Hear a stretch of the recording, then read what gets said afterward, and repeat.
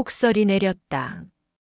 가락동 시장의 아침은 언제나 어둠 속에서 시작되지만 오늘만큼은 새벽 4시가 넘어서도 세상이 온통 하얀 어둠으로 뒤덮여 있었다.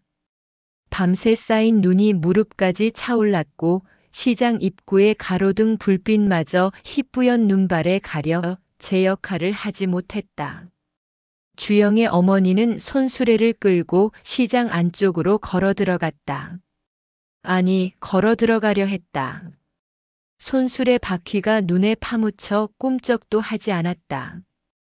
그녀는 잠시 멈춰 서서 하늘을 올려다보았다.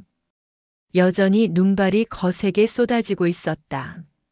손수레에 실린 스테인리스 통 2개가 눈을 맞으며 하얗게 변해갔다.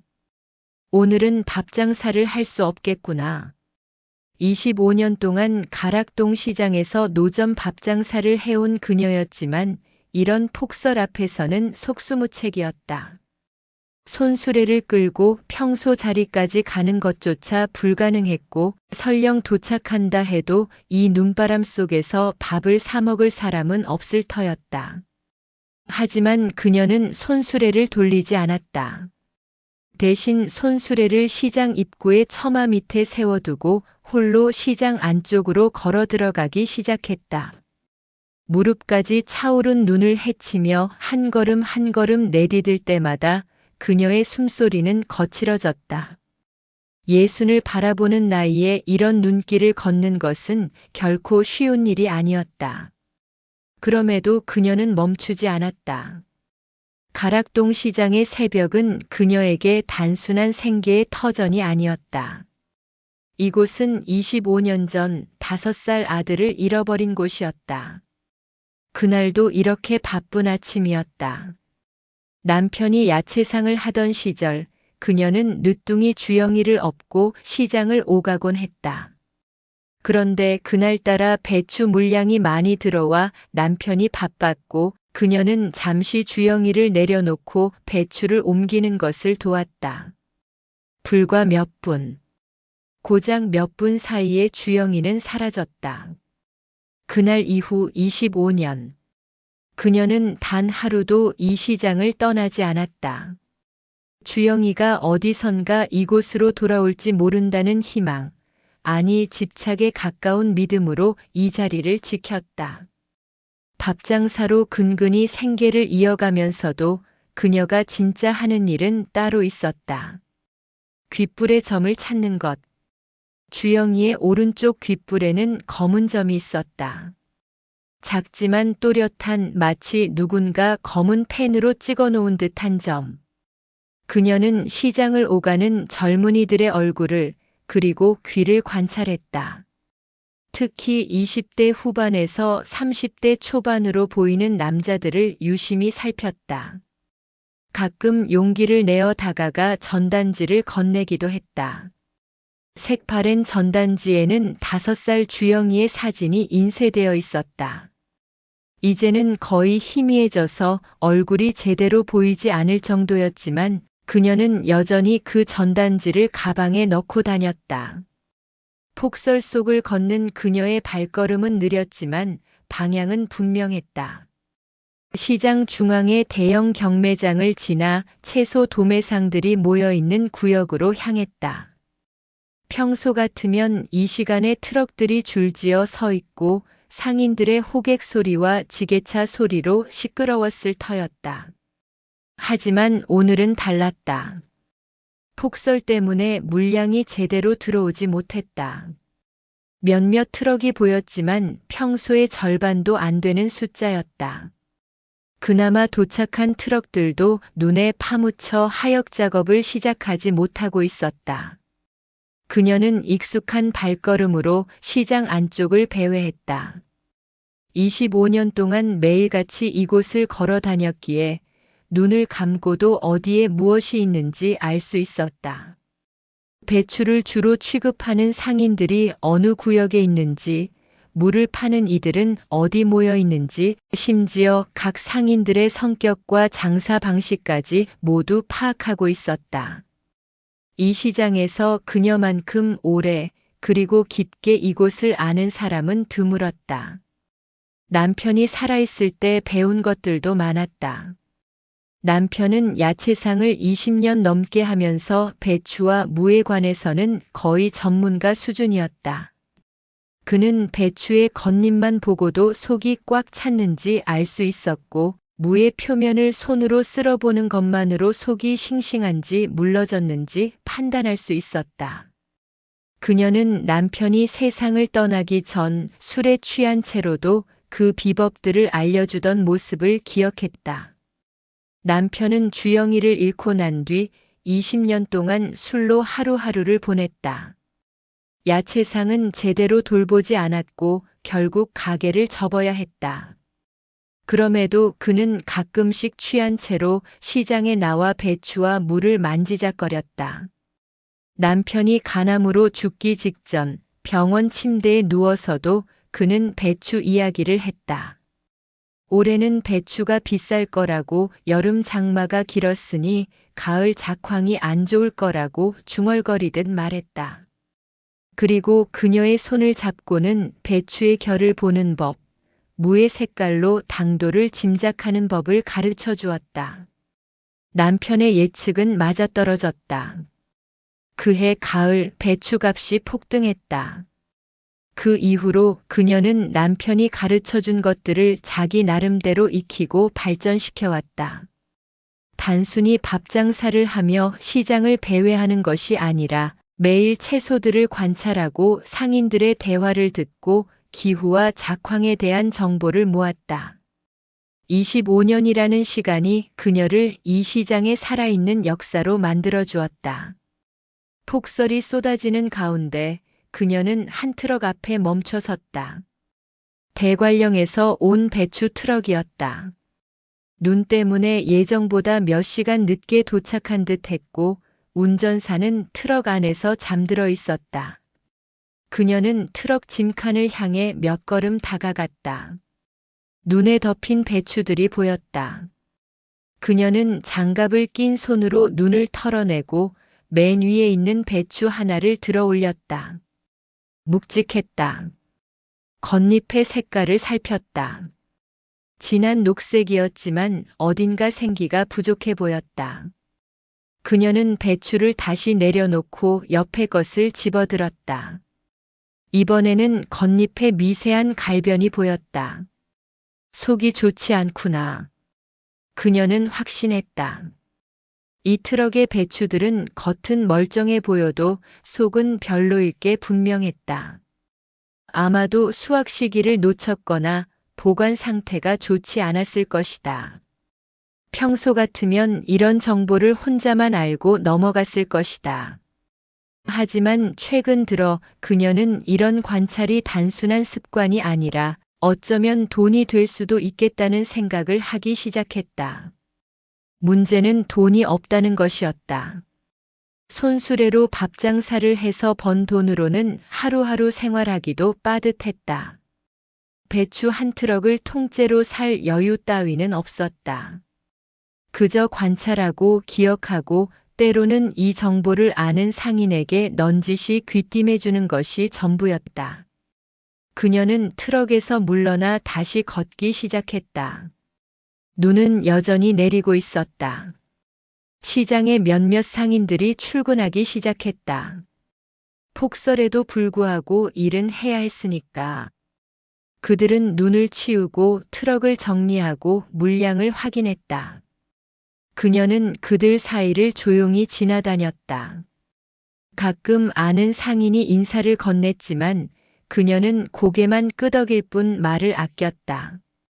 25년 동안 이 시장에 있었지만 그녀는 여전히 이방인 같았다. 상인들은 그녀를 알았다. 아들을 찾는 여자, 밥 장사를 하며 전단지를 돌리는 여자, 시장을 떠나지 못하는 여자. 하지만 깊이 관여하려 들지 않았다. 동정 어린 시선을 보낼 뿐이었다. 그녀도 그들에게 깊이 다가가지 않았다. 그저 필요한 만큼만 대화하고 필요한 만큼만 관계를 유지했다. 그녀의 목적은 하나였다. 주영이를 찾는 것. 그 외의 모든 것은 부차적이었다. 시장 한편의 작은 카페 앞을 지나칠 때였다. 유리창 너머로 몇몇 젊은 남자들이 보였다. 시장에서 일하는 청년들로 보였는데 이른 아침부터 커피를 마시며 이야기를 나누고 있었다. 그녀는 무심코 그들의 얼굴을 살폈다. 습관이었다. 20대 후반에서 30대 초반으로 보이는 남자가 있으면 그녀는 자연스럽게 귓불을 확인했다. 오른쪽 귓불에 점이 있는지. 물론 대부분은 없었다.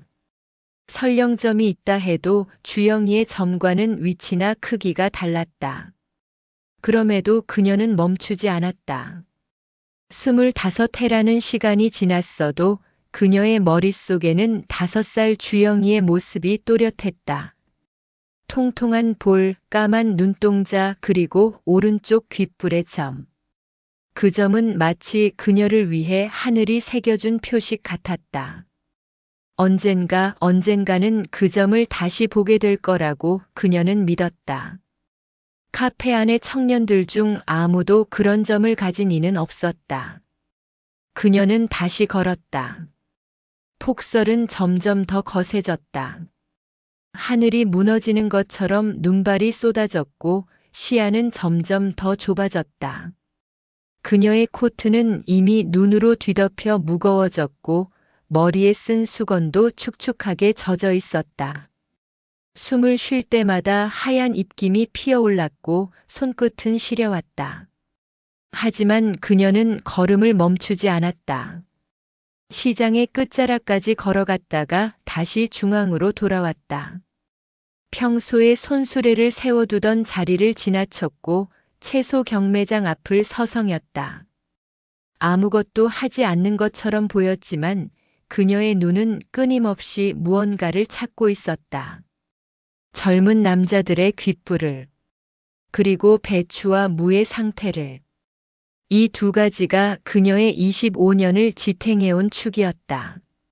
하나는 과거를 붙잡기 위한 것이었고 다른 하나는 현재를 버티기 위한 것이었다. 그 둘이 교차하며 그녀의 하루를 만들어냈다. 눈이 조금 잦아들기 시작한 것은 오전 8시가 넘어서였다. 여전히 내리고 있었지만 폭설이라고 부를 정도는 아니었다. 시장은 조금씩 활기를 되찾기 시작했다. 늦게나마 도착한 트럭들이 하역을 시작했고 상인들은 본격적으로 장사 준비를 했다. 그녀는 시장 입구로 돌아갔다. 처마 밑에 세워둔 손수레는 눈에 파묻혀 있었다. 그녀는 손수레 위에 눈을 털어내고 스테인리스 통 뚜껑을 열어보았다. 다행히 눈이 들어가지는 않았다. 하지만 밥은 이미 식어 있었고 국도 온기를 잃은 지 오래였다. 오늘은 장사를 접어야겠구나. 그녀는 손수레를 끌고 근처의 쪽방으로 향했다. 가락동 시장에서 도보로 10분 거리에 있는 오래된 다세대 주택의 반지하 방. 그녀가 20년 넘게 살아온 곳이었다. 남편이 죽고 나서 야채 가게도 없어졌고 살던 집도 정리했다. 그리고 이곳으로 왔다. 시장과 가까워야 했으니까. 방은 좁았다. 작은 부엌과 화장실이 딸린 원룸이었는데 창문은 반쯤 땅에 묻혀 있어서 햇빛이 제대로 들지 않았다. 하지만 그녀에게는 충분했다.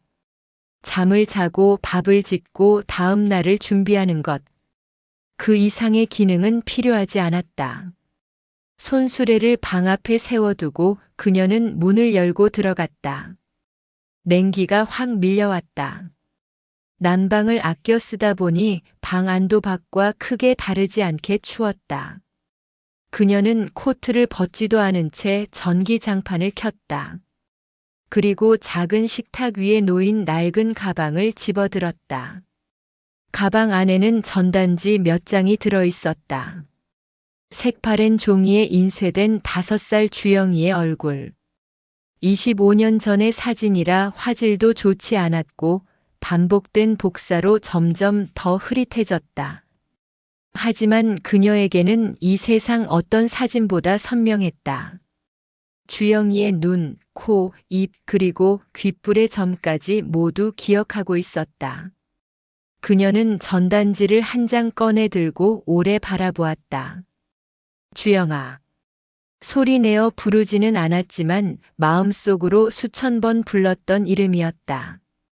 어디에 있니? 살아있니? 엄마를 기억하니? 질문들이 끝없이 떠올랐고 답은 없었다. 경찰은 진작에 수색을 포기했다. 실종 신고를 하고 전단지를 돌리고 CCTV를 확인했지만 아무런 단서도 찾지 못했다. 가락동 시장은 새벽부터 사람들로 붐비는 곳이라 CCTV 영상도 혼잡했고 누가 아이를 데리고 갔는지조차 파악할 수 없었다. 시간이 지나자 주변 사람들도 하나둘 포기하라고 말했다. 남편마저 술로 세월을 보내다 죽었다. 하지만 그녀는 달랐다. 포기할 수 없었다. 아니, 포기하는 방법을 몰랐다. 그래서 그녀는 여기 남았다. 가락동 시장을 떠나지 않았고 매일 아침 손수레를 끌고 나갔고 젊은이들의 귓불을 살폈다. 그것이 그녀의 삶이 되었다. 어머니로서의 삶이자 한 인간으로서의 존재 이유였다.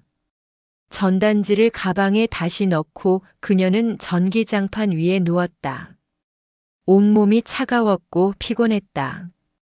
폭설 속을 걸어다닌 탓에 다리가 후들거렸다. 눈을 감았다. 그리고 다시 한번 생각했다. 내일도 시장에 나가야지. 내일도 귓불을 살펴야지. 내일도 주영이를 찾아야지. 그 생각과 함께 그녀는 잠에 빠져들었다. 같은 시각 서울 외곽의 한 원룸에서 한 남자가 눈을 떴다. 주영이었다. 30살 아니 정확히는 아직 30이 되기 전이었지만 생일이 얼마 남지 않았다. 그는 침대에서 일어나 창밖을 내다보았다. 온 세상이 하얗게 변해 있었다. 폭설이 내렸구나. 그는 한숨을 쉬었다. 오늘 대관령으로 올라가려고 했는데 이 눈으로는 힘들겠다는 생각이 들었다. 하지만 가야 했다. 중고로 산 1톤 트럭으로 채소 장사를 시작한 지 얼마 되지 않았고 오늘 계약한 배추를 실어 와야 했다. 주영은 서둘러 옷을 입었다. 그의 원룸은 최소한의 가구만 있었다. 침대, 작은 책상, 옷걸이. 그게 전부였다. 부엌이라고 하기도 민망한 간이 싱크대에는 컵라면 몇 개와 생수통이 놓여 있었다. 냉장고도 없었다. 필요 없었다. 어차피 제대로 된 식사를 하지 않았으니까. 보육원에서 15년을 살았다. 5살에 들어가서 20살에 나왔다. 자립청년이라는 이름으로 세상에 던져졌고 그 후 10년은 생존의 연속이었다. 편의점 아르바이트, 공사장 막노동, 배달 대행, 할 수 있는 일은 다 했다. 그러다 작년에 결심했다. 내 사업을 해보자고. 마지막 남은 돈을 모아 중고 1톤 트럭을 샀다. 사업자 등록증도 냈다. 채소 도매업. 거창한 이름이었지만 실상은 트럭 한 대로 여기저기 채소를 실어 나르는 것이 전부였다. 대관령이나 강원도의 농가에서 배추나 물을 사서 가락동 시장에 팔았다. 처음에는 막막했다. 농사에 대해 아는 것도 없었고 배추와 무의 차이도 잘 몰랐다. 그저 싸게 사서 비싸게 팔면 된다는 단순한 생각뿐이었다. 하지만 현실은 녹록지 않았다. 농가에서는 그를 믿지 않았다. 젊고 경험 없는 장사꾼에게 물건을 맡기려 하지 않았다. 가락동 시장의 상인들도 마찬가지였다. 그가 가져온 배추와 물을 헐값에 후려쳤고 제대로 된 값을 받기 어려웠다. 몇 번 손해를 보고 몇 번 실패를 겪으면서 주영은 깨달았다. 이 바닥은 정보가 전부라는 것을. 누가 좋은 배추를 가지고 있는지, 언제 가격이 오르는지, 어느 시장이 좋은 값을 쳐주는지. 그런 정보 없이는 살아남을 수 없었다. 그래서 그는 공부하기 시작했다. 농가를 찾아다니며 배추와 무에 대해 물었고 시장 상인들의 이야기를 귀담아 들었다. 조금씩 감이 잡히기 시작했다. 하지만 여전히 힘들었다.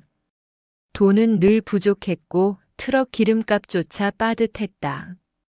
그럼에도 그는 포기하지 않았다. 보육원에서 배운 것이 있다면 버티는 법이었다. 주영은 외투를 걸치고 문을 나섰다. 눈은 여전히 내리고 있었지만 조금 잦아든 것 같았다. 그는 건물 주차장에 세워둔 트럭으로 향했다. 낡은 1톤 트럭은 눈을 뒤집어 쓰고 있었다. 그는 트럭의 눈을 털어내고 시동을 걸었다. 엔진이 몇 번 헛돌다가 겨우 걸렸다. 히터를 최대로 틀고 그는 핸들을 잡았다. 대관령으로 가자. 오늘 계약한 배추를 싣고 내일 아침 일찍 가락동 시장으로 가자. 그렇게 생각하며 주영은 트럭을 몰아 눈길 위로 나섰다.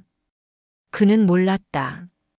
자신이 25년 만에 어머니를 만나게 될 거라는 것을.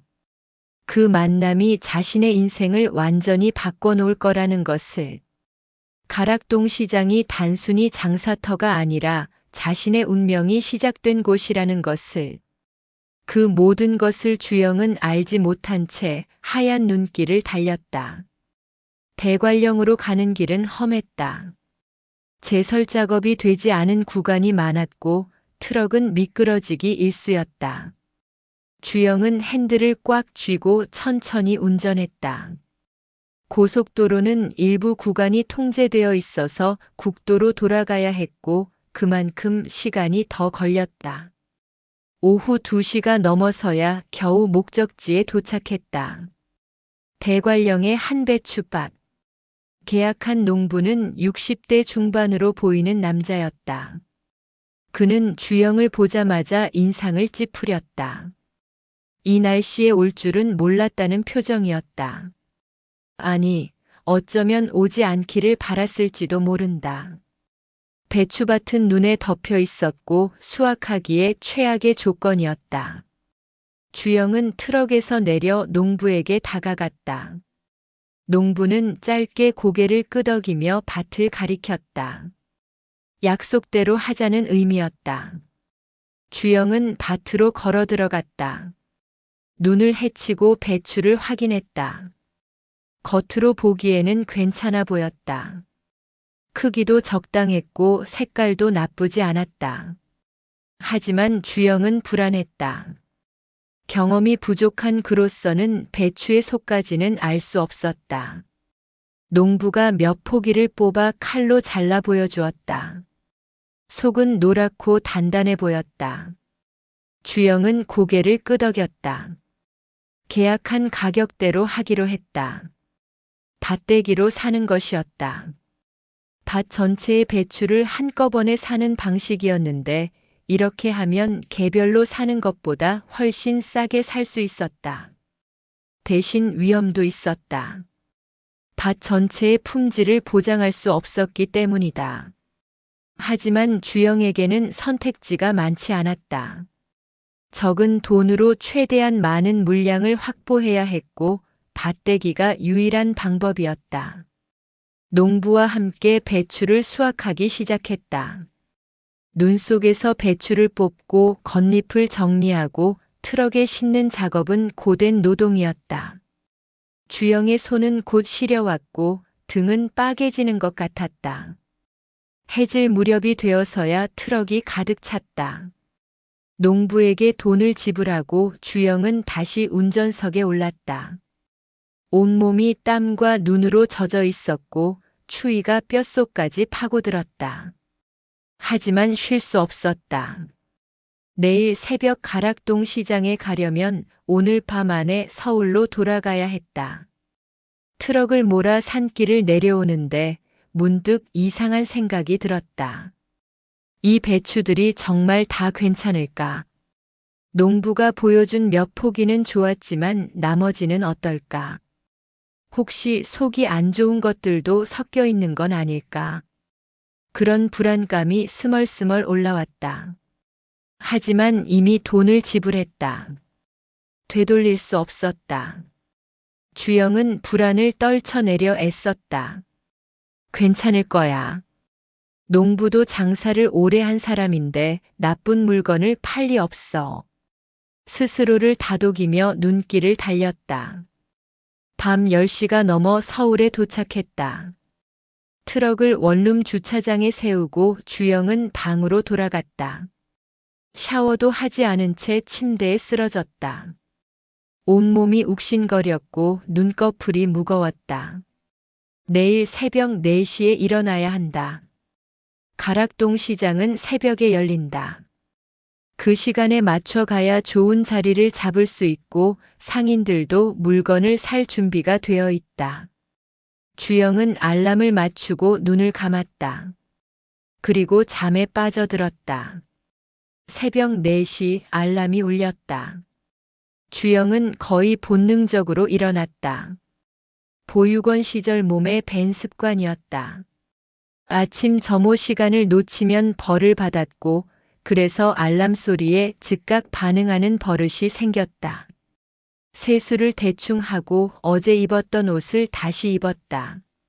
새 옷을 살 여유가 없었다. 외투를 걸치고 문을 나섰다. 밖은 여전히 어두웠다. 어젯밤 사이 눈이 더 내렸는지 쌓인 눈이 더 높아진 것 같았다. 주영은 트럭으로 향했다. 트럭 짐칸의 배추들이 눈에 덮여 있었다. 시동을 걸고 히터를 틀었다. 그리고 가락동 시장을 향해 출발했다. 새벽의 도로는 한산했다. 제설차들이 밤새 작업을 한 덕분에 주요 도로는 눈이 치워져 있었다. 주영은 조심스럽게 속도를 내어 시장으로 향했다. 30분쯤 달렸을까? 멀리 가락동 시장의 불빛이 보이기 시작했다. 거대한 시장은 새벽에도 환하게 빛나고 있었다. 트럭들이 줄지어 들어가고 상인들이 분주하게 움직이고 있었다. 주영의 가슴이 두근거리기 시작했다. 긴장이었다. 오늘 이 배추를 잘 팔아야 한다. 그래야 다음 장사를 할 수 있다. 미천이 바닥났기 때문에 오늘 수익이 나지 않으면 더 이상 장사를 계속할 수 없었다. 주영은 트럭을 시장 안으로 몰았다. 채소 도매 구역으로 향했다. 이미 많은 트럭들이 자리를 잡고 있었다. 주영은 빈 공간을 찾아 트럭을 세웠다. 짐칸을 열었다. 배추들이 빼곡하게 쌓여 있었다. 주영은 맨 위에 배추 몇 포기를 꺼내 칼로 잘랐다. 속을 확인하기 위해서였다. 첫 번째 배추는 괜찮았다. 속이 노랗고 단단했다. 두 번째도 괜찮았다. 세 번째도 마찬가지였다. 주영은 안도의 한숨을 쉬었다. 다행이다. 배추 상태가 좋구나. 하지만 그는 몰랐다. 자신이 선택한 배추들이 우연히 좋은 것들이었다는 것을. 트럭 안쪽 깊숙한 곳에는 속이 좋지 않은 배추들도 섞여 있었다는 것을. 그것을 알 수 있는 사람은 이 시장에 거의 없었다. 외관만 보고 배추의 속을 판단할 수 있는 사람. 자르지 않고도 좋고 나쁨을 알 수 있는 사람. 그런 사람은 가락동 시장에서도 손에 꼽을 정도였다. 그리고 그중 한 명이 바로 지금 폭설이 잦아든 새벽 거리를 걸으며 시장으로 향하고 있었다. 주영의 어머니였다. 주영의 어머니는 어제 일찍 잠들었던 탓에 새벽 3시에 눈을 떴다. 몸은 여전히 피곤했지만 더 이상 잠이 오지 않았다. 그녀는 일어나 간단히 씻고 밥을 지었다. 손수레에 실을 밥과 국을 준비하는 것이 그녀의 새벽 일과였다. 하지만 창밖을 보니 눈이 여전히 쌓여 있었다. 어제보다는 덜했지만 그래도 손수레를 끌고 가기에는 무리였다. 그녀는 잠시 고민했다. 오늘도 밥 장사를 포기하고 그냥 시장을 돌아볼까? 아니면 억지로라도 손수레를 끌고 가볼까? 결국 그녀는 손수레를 포기하기로 했다. 대신 작은 보온병에 커피를 담고 주머니에 전단지 몇 장을 넣었다. 그리고 방을 나섰다. 새벽의 공기는 차가웠다. 눈은 더 이상 내리지 않았지만 기온은 영하로 떨어져 있었다. 그녀는 외투의 지퍼를 목까지 올리고 털모자를 깊이 눌렀었다. 가락동 시장까지는 걸어서 10분. 그녀는 익숙한 길을 따라 걸었다. 제설이 된 인도를 따라 한 걸음 한 걸음 내디뎠다. 중간에 미끄러질 뻔했지만 가로등을 붙잡아 균형을 잡았다. 시장이 가까워질수록 트럭 소리와 사람들의 목소리가 들려왔다. 그녀의 걸음이 조금 빨라졌다. 아니, 빨라진 것은 걸음이 아니라 심장이었다. 매일 아침 이렇게 시장에 올 때마다 그녀는 같은 기대를 했다. 오늘은 주영이를 볼 수 있을까? 오늘은 그 귓불의 점을 발견할 수 있을까? 25해 동안 단 한 번도 이루어지지 않은 기대였지만 그녀는 포기할 수 없었다. 오늘도 내일도 그 다음 날도 계속 기대할 것이다. 시장 입구에 도착했다. 환한 불빛 아래로 트럭들이 줄지어 서 있었다. 상인들이 분주하게 움직이며 물건을 내리고 가격을 흥정하고 거래를 했다.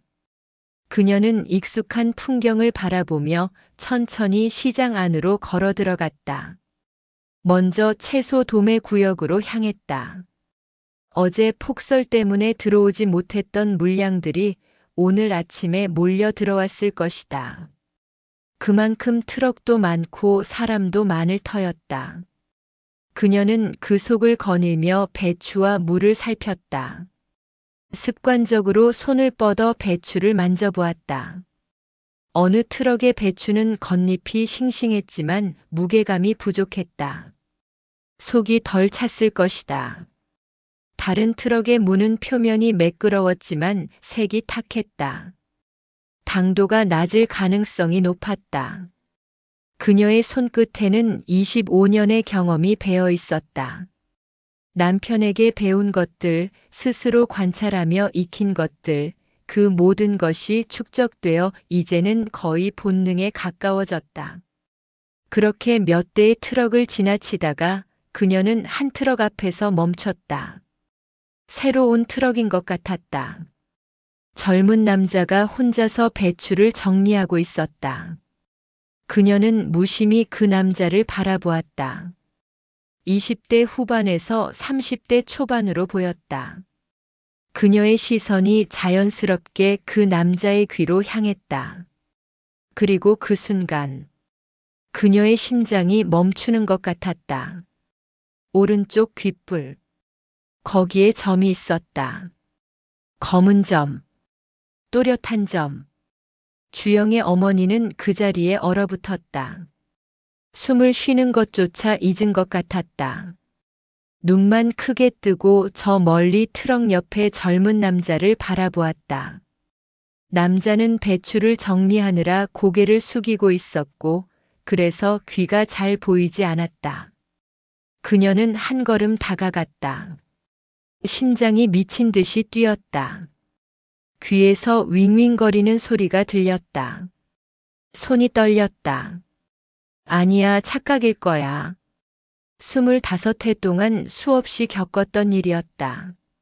멀리서 점을 발견했다고 생각했다가 가까이 가보면 그냥 그림자였거나 다른 무언가였던 경우가 많았다.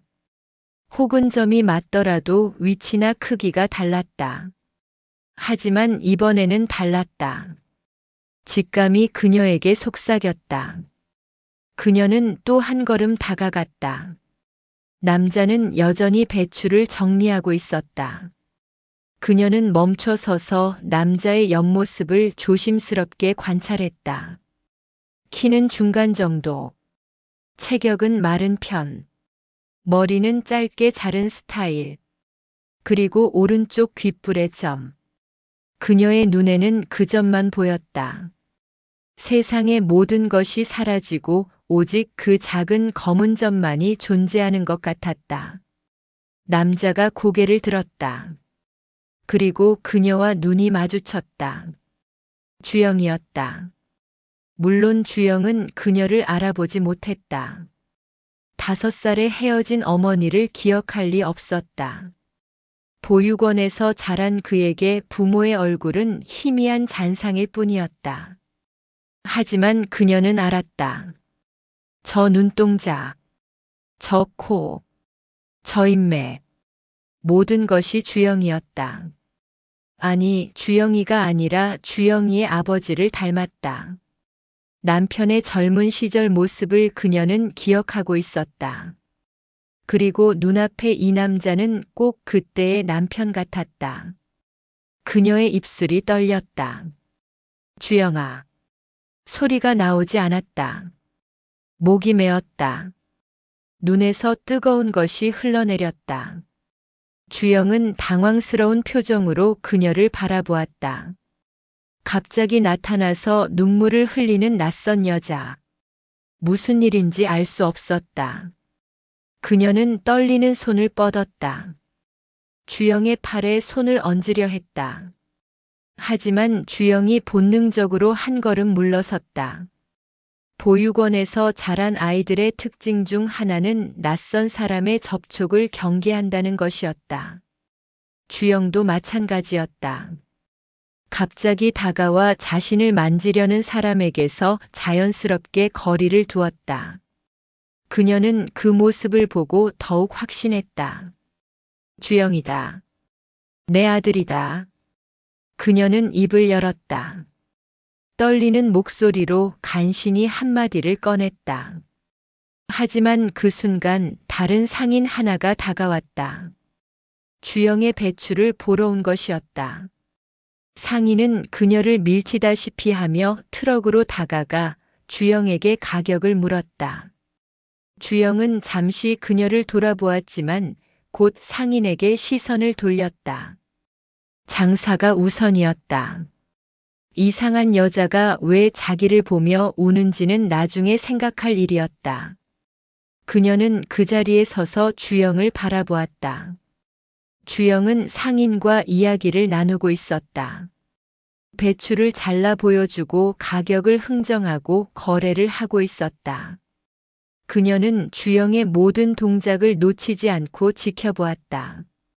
저 손놀림, 저 말투, 저 표정. 모든 것이 낯설면서도 동시에 익숙했다.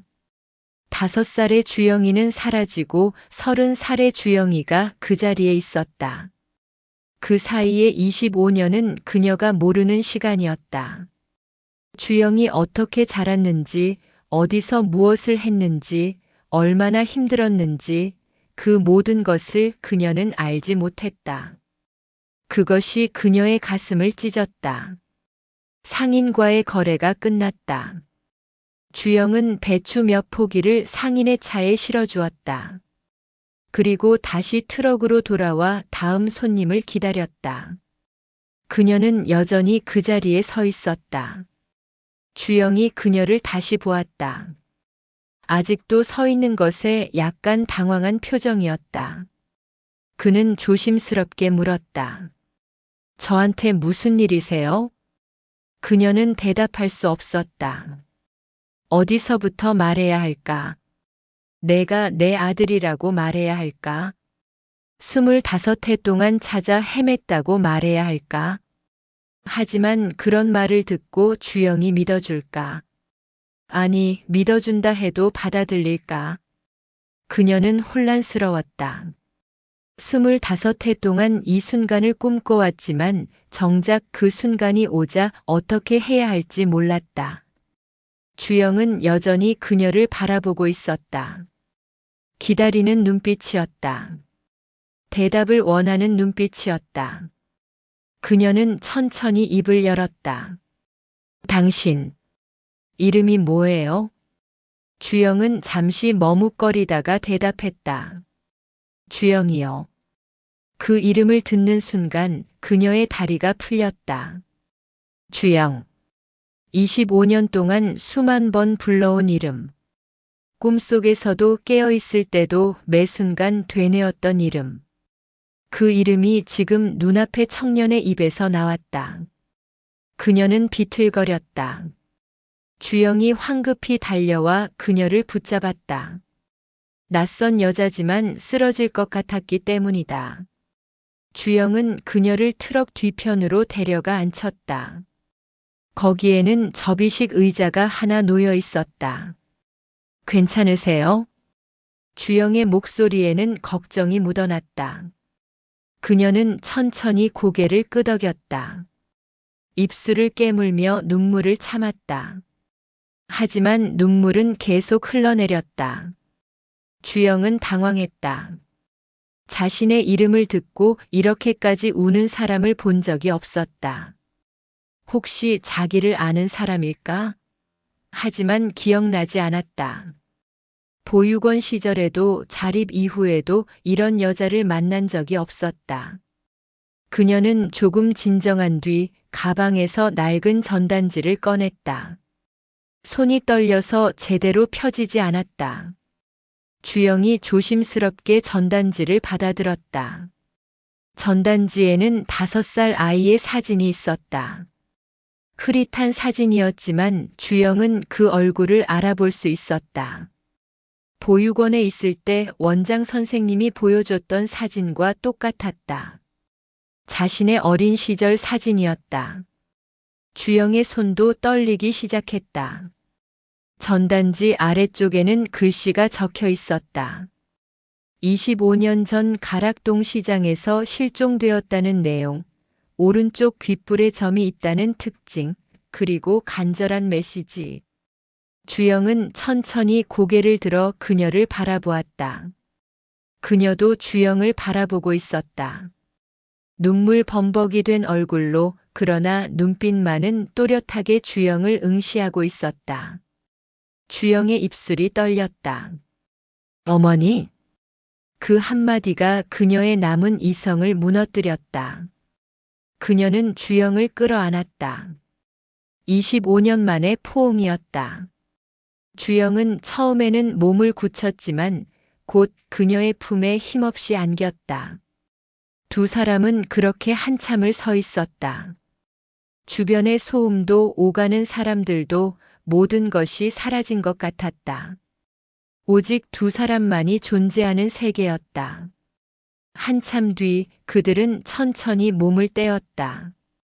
주영의 눈도 붉어져 있었다. 그는 자신이 우는지도 몰랐다.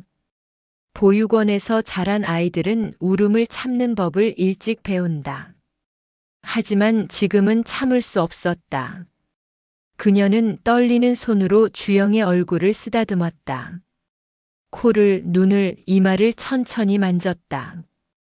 25년의 공백을 손끝으로 메우려는 듯 했다. 주영은 가만히 서 있었다. 어머니의 손길이 낯설면서도 동시에 그리웠다. 기억나지 않는데도 몸은 기억하는 것 같았다. 이런 손길을 받아본 적이 있다는 것을 세포 하나하나가 기억하고 있는 것 같았다. 그들은 말없이 서로를 확인했다. 시간이 얼마나 흘렀을까? 주변이 점점 밝아지고 시장은 더욱 북적였다. 상인들이 오가며 거래를 했고 트럭들이 계속 들어왔다. 주영이 먼저 정신을 차렸다. 배추를 팔아야 했다. 감동적인 재회였지만 현실은 냉정했다. 트럭에 실린 배추를 오늘 안에 팔지 못하면 손해였다. 채소는 시간이 지나면 금방 상했기 때문이다. 그는 조심스럽게 말했다. 어머니에게 잠시 기다려달라고 배추를 팔고 나면 이야기를 나누자고. 그녀는 고개를 끄덕였다. 그리고 주영의 트럭을 바라보았다. 짐칸에 가득 실린 배추들이 보였다. 그녀의 눈빛이 변했다. 25년 동안 갈고 닦은 눈이었다. 그녀는 천천히 트럭으로 다가가 배추들을 살폈다. 손을 뻗어 만져보고 겉잎의 색과 결을 확인했다. 주영은 그 모습을 신기하게 바라보았다. 그녀는 배추 몇 포기를 만져보더니 깊은 한숨을 쉬었다. 그리고 주영에게 물었다. 이 배추들을 어디서 샀냐고. 주영은 대관령에서 밭대기로 샀다고 대답했다. 농부가 보여준 몇 포기는 상태가 좋았다고, 그래서 믿고 샀다고 설명했다. 그녀는 고개를 저었다. 그리고 트럭 안쪽 깊숙한 곳에 배추 하나를 가리켰다. 주영이 그 배추를 꺼내 칼로 잘랐다. 속이 누렇게 변해 있었다. 상태가 좋지 않았다. 주영의 얼굴이 굳었다. 그녀는 다른 배추들도 하나씩 가리켰다. 주영이 자를 때마다 비슷한 결과가 나왔다. 절반 이상의 배추들이 속이 좋지 않았다. 겉은 멀쩡해 보여도 속은 문제가 있었다. 주영은 절망했다. 이걸 어떻게 팔아야 할까? 상인들은 배추를 잘라서 확인한다. 속이 이 모양이면 아무도 사지 않을 것이다. 아니, 산다 해도 헐값에 후려칠 것이다. 그렇게 되면 손해가 막심했다.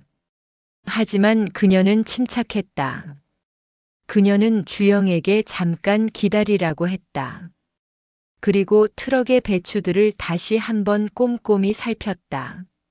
손으로 만지고 무게를 가늠하고 겉잎의 상태를 확인했다. 10분쯤 지나자 그녀는 배추들을 분류하기 시작했다. 좋은 것과 나쁜 것을 구분했다. 놀랍게도 그녀는 자르지 않고도 배추의 상태를 알 수 있었다.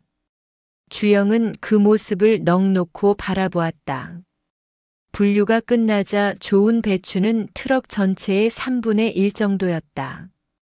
그녀는 그 좋은 배추들을 트럭 짐칸의 맨 위쪽에 배치했다. 상인들이 보기 쉬운 위치였다. 그리고 나쁜 배추들은 안쪽 깊은 곳에 숨겼다. 주영은 이해할 수 없었다. 이게 무슨 소용이 있을까? 상인들은 어차피 잘라서 확인할 텐데. 하지만 그녀는 자신만의 계획이 있었다. 곧 상인 하나가 다가왔다. 중년 남자로 배추를 보러 온 것이었다. 그녀는 주영에게 물러서라고 눈짓했다.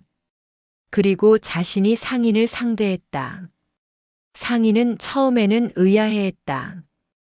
젊은 남자가 파는 줄 알았는데 중년 여자가 나서자 당황스러웠다. 하지만 곧 트럭의 배추를 보더니 관심을 보였다. 그녀는 맨 위에 배추 하나를 집어들었다. 상태가 좋은 것이었다. 상인에게 건네며 만져보라고 했다. 상인은 배추를 만져보고 무게를 가늠하고 고개를 끄덕였다. 잘라봐도 되냐고 물었다. 그녀는 흔쾌히 허락했다. 상인이 칼로 배추를 자르자 속이 노랗고 단단하게 차 있었다.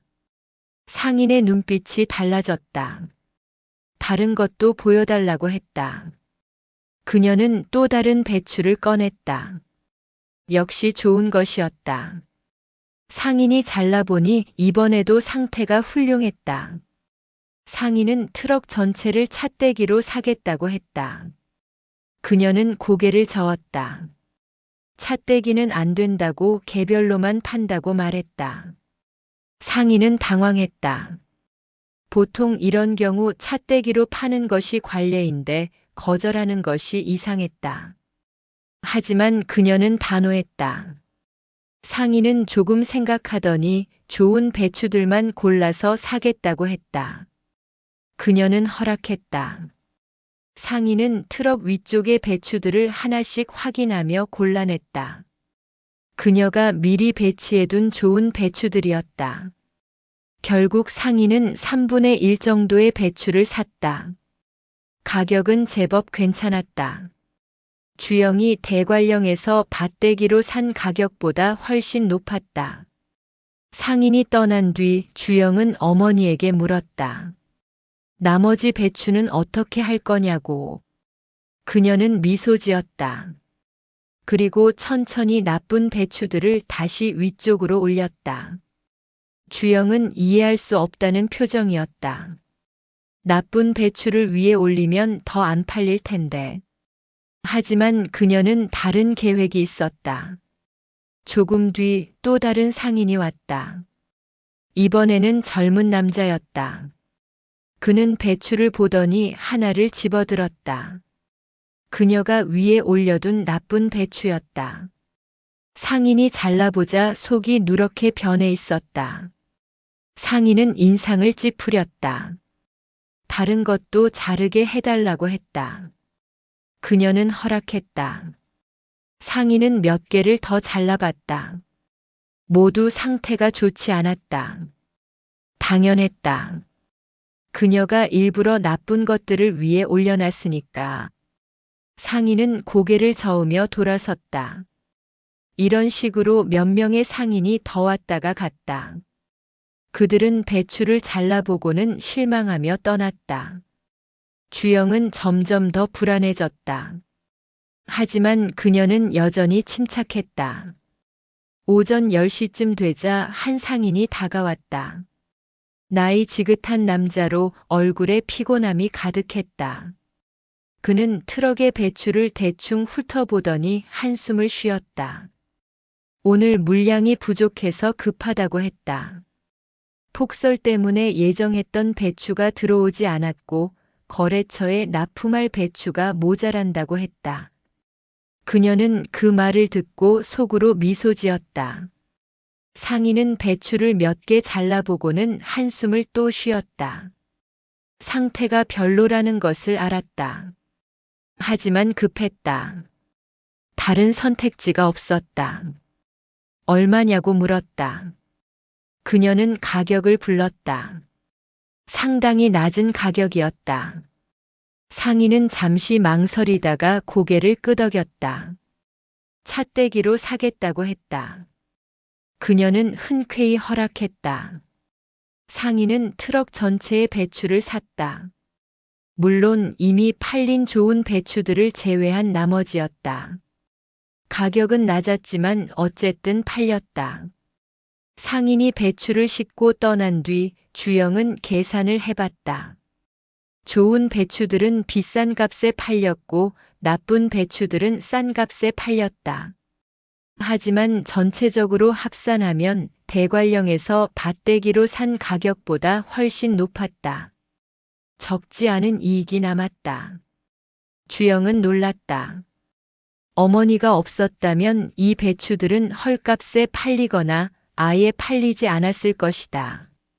하지만 어머니는 좋은 것과 나쁜 것을 분류하고 각각을 적절한 가격에 판매했다. 더 놀라운 것은 배추를 자르지 않고도 상태를 알 수 있다는 점이었다. 주영은 어머니에게 물었다. 어떻게 그럴 수 있냐고. 그녀는 잠시 먼 곳을 바라보았다. 그리고 천천히 설명하기 시작했다. 남편 주영의 아버지가 20년 넘게 야채상을 했다는 것. 그는 배추와 무에 관해서는 전문가였다는 것. 겉잎의 색깔, 줄기의 굵기, 무게감, 그런 것들로 속의 상태를 판단할 수 있었다는 것. 그리고 그 남편이 죽기 전 그녀에게 그 비법을 가르쳐 줬다는 것. 처음에는 그녀도 믿지 않았다. 어떻게 자르지도 않고 속을 알 수 있겠냐고 생각했다. 하지만 남편이 반복해서 가르쳐 줬고 그녀는 조금씩 익혔다.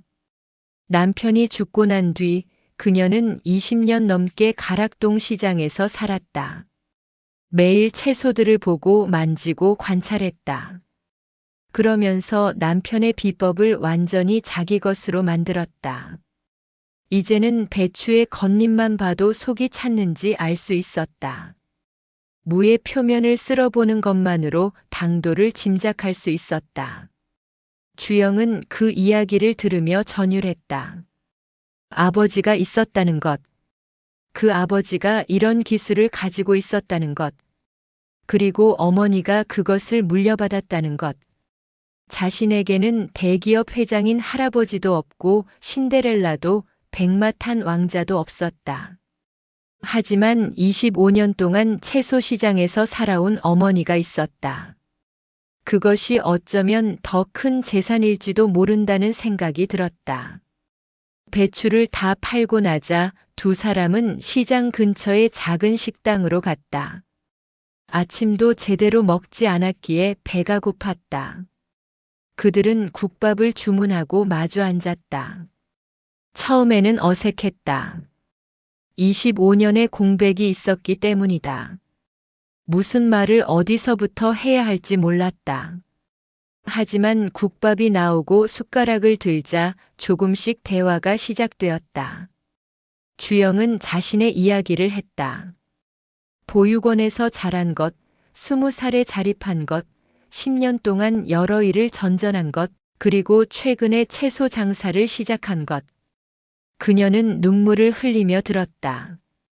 자신이 함께하지 못한 25년이었다. 주영이 얼마나 힘들었을지, 얼마나 외로웠을지 상상이 갔다. 보육원에서 자란 아이들의 삶이 얼마나 고된지 그녀도 알고 있었다. 주영은 담담하게 이야기했다.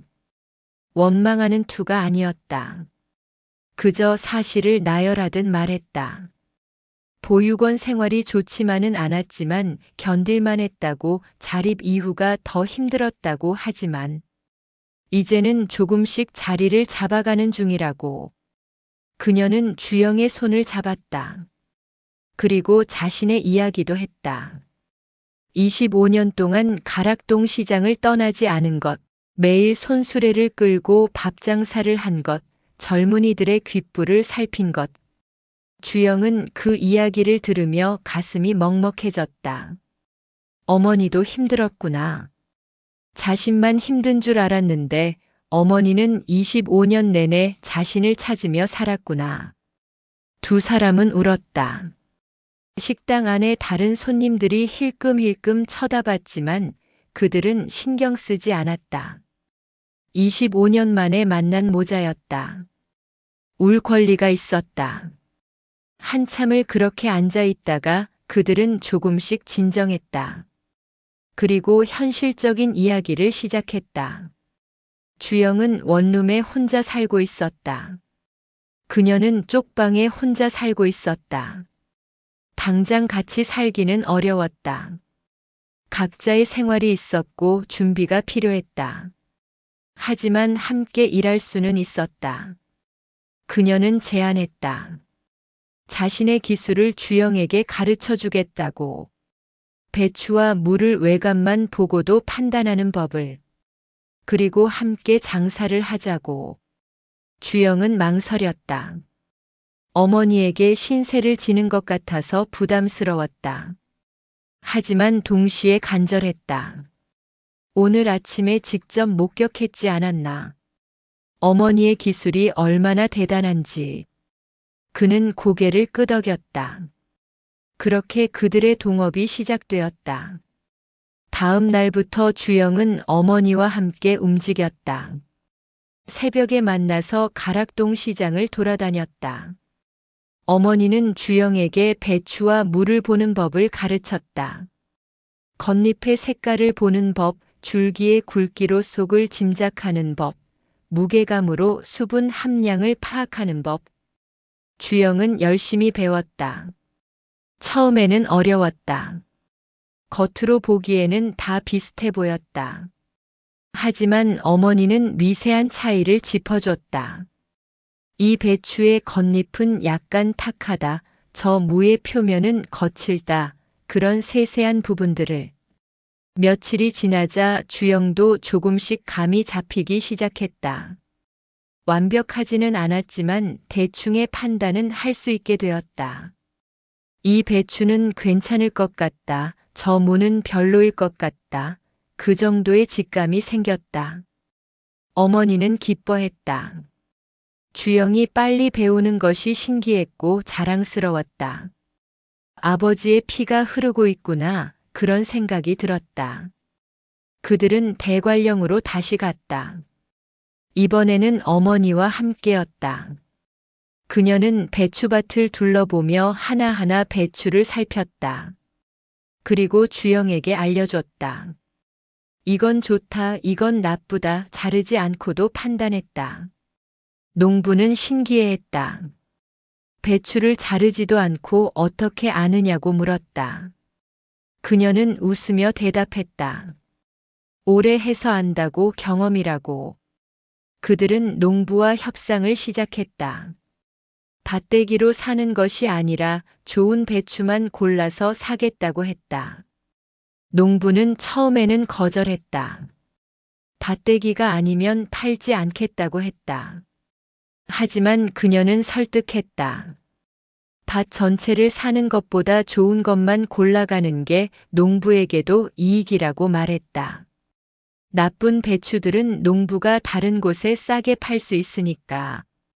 전체를 싸게 넘기는 것보다 좋은 것은 비싸게 팔고 나쁜 것은 따로 처리하는 게 낫다고. 농부는 생각해 보더니 고개를 끄덕였다. 그렇게 그들은 좋은 배추만 골라 샀다. 가격은 조금 높았지만 품질이 보장되었다.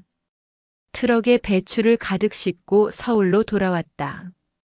가락동 시장에서는 그 배추들이 불티나게 팔렸다. 상인들이 잘라봤을 때 모두 상태가 좋았기 때문이다. 소문이 퍼지기 시작했다.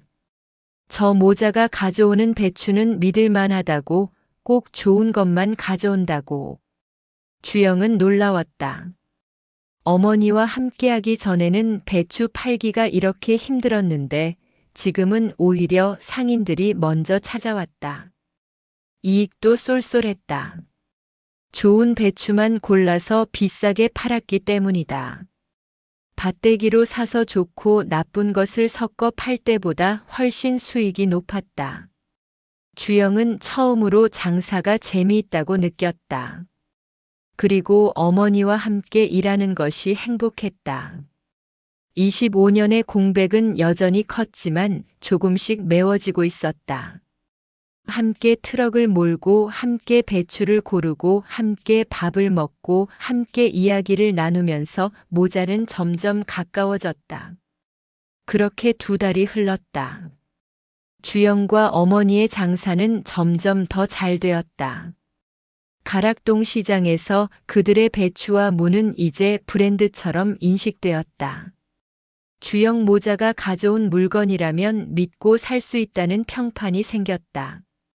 이익도 꾸준히 쌓였다. 주영은 트럭을 더 큰 것으로 바꿨다. 4.5톤 트럭이었다. 한 번에 더 많은 물량을 실을 수 있었다. 어머니는 쪽방에서 나와 조금 더 나은 원룸으로 이사했다.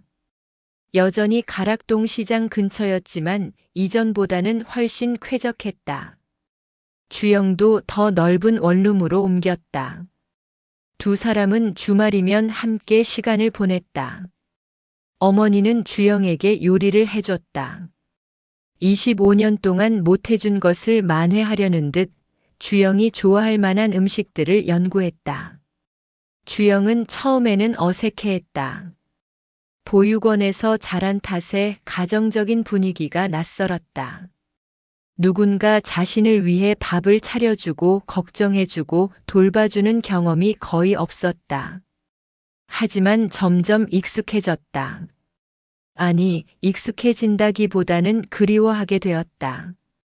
이런 게 가족이구나. 그런 생각이 들었다. 장사도 안정적이었다. 그들은 이제 대관령의 여러 농가와 관계를 맺었다. 농부들도 주영 모자를 신뢰했다. 정직하게 거래했고 약속을 지켰기 때문이다. 봄이 왔다. 배추와 무의 작황이 좋지 않은 시기였다. 겨울 배추가 떨어지고 봄 배추가 나오기 전에 단절기였다. 다른 상인들은 물량 확보에 어려움을 겪었다. 하지만 주영 모자는 달랐다. 어머니가 미리 예측하고 있었다. 25년 동안 시장을 지켜본 경험으로 언제쯤 배추가 귀해질지 알고 있었다. 그래서 한 달 전부터 미리 확보해 두었다. 물론 신선도 유지가 문제였다. 하지만 어머니는 저장 방법도 알고 있었다. 남편에게 배운 것이었다. 적절한 온도와 습도로 보관하면 배추를 한 달 이상 신선하게 유지할 수 있었다. 그들은 창고를 빌렸다. 가락동 시장 근처의 냉장 창고였다. 거기에 배추와 물을 대량으로 보관했다. 그리고 봄이 오자 조금씩 꺼내 팔기 시작했다. 가격은 폭등했다. 물량이 귀했기 때문이다. 다른 상인들은 배추를 구하지 못해 애를 먹었다. 하지만 주영 모자는 여유롭게 판매했다. 일주일 만에 엄청난 이익을 남겼다. 주영은 믿기지 않았다. 2달 동안 번 것보다 더 많은 돈이 일주일 만에 들어왔다. 어머니의 예측이 정확했다. 그날 저녁 두 사람은 좋은 식당에서 저녁을 먹었다. 주영은 어머니에게 감사하다고 말했다. 어머니가 없었다면 자신은 여전히 헤매고 있었을 거라고. 어머니는 고개를 저었다. 자신이 감사하다고 주영을 다시 만날 수 있어서 행복하다고 대답했다. 하지만 그날 밤 어머니는 주영에게 조심스럽게 말했다. 앞으로 더 조심해야 한다고. 장사가 잘 될수록 시세 많은 사람들이 생긴다고. 가락동 시장은 오래된 곳이고 오래된 곳에는 오래된 질서가 있다고. 새로운 사람이 갑자기 성공하면 기득권자들이 좋아하지 않는다고. 주영은 걱정하지 말라고 했다. 자신들은 정직하게 장사하고 있고 누구에게도 피해를 주지 않는다고. 그저 열심히 일해서 번 돈이라고. 어머니는 더 이상 말하지 않았다. 하지만 불안감은 떨쳐지지 않았다. 어머니의 불안은 일주일 뒤 현실이 되었다. 주영이 대관령에서 배추를 싣고 돌아오는 길이었다. 밤 10시쯤 고속도로를 달리고 있을 때였다. 갑자기 뒤에서 큰 트럭 한 대가 다가왔다. 처음에는 그냥 지나가려는 줄 알았다. 하지만 그 트럭은 주영의 트럭을 바짝 따라붙었다. 헤드라이트를 상향등으로 켜서 백미러가 눈부셨다. 주영은 차선을 양보하려 했다. 하지만 트럭은 지나가지 않았다. 대신 계속 따라붙으며 위협했다. 주영의 심장이 빨리 뛰기 시작했다. 이건 일반적인 추월이 아니었다. 갑자기 그 트럭이 옆으로 붙었다. 그리고 주영의 트럭을 밀어붙이기 시작했다. 주영은 놀라 핸들을 틀었다. 거의 갓길로 밀려날 뻔했다. 가까스로 균형을 잡았지만 심장은 터질 것 같았다. 그 트럭은 다시 뒤로 빠졌다가 또 다가왔다. 이번에는 뒤를 들이받을 듯이 위협했다. 주영은 속도를 올렸다. 하지만 상대 트럭도 속도를 올렸다. 계속 따라붙었다. 주영은 휴게소로 들어갔다. 트럭을 세우고 뛰어내렸다. 다행히 상대 트럭은 따라 들어오지 않았다. 그대로 고속도로를 달려가 버렸다. 주영은 한참을 그 자리에 서 있었다. 손이 떨렸다. 방금 일어난 일이 믿기지 않았다. 누군가 자신을 일부러 위협한 것이 분명했다. 하지만 왜? 무슨 이유로? 주영은 어머니에게 전화를 걸었다. 어머니는 전화를 받자마자 걱정스러운 목소리로 물었다. 무슨 일이냐고, 다친 데는 없냐고. 주영은 상황을 설명했다. 어머니는 한숨을 쉬었다. 역시나 시작되었구나, 그런 느낌이었다. 어머니는 주영에게 조심해서 오라고 했다. 그리고 내일 아침에 만나서 이야기하자고 했다. 주영은 1시간쯤 휴게소에 있다가 다시 출발했다. 다행히 그 이후로는 아무 일도 없었다. 하지만 내내 긴장한 채로 운전해야 했다. 백미러를 계속 확인하고 주변 차량들을 경계했다.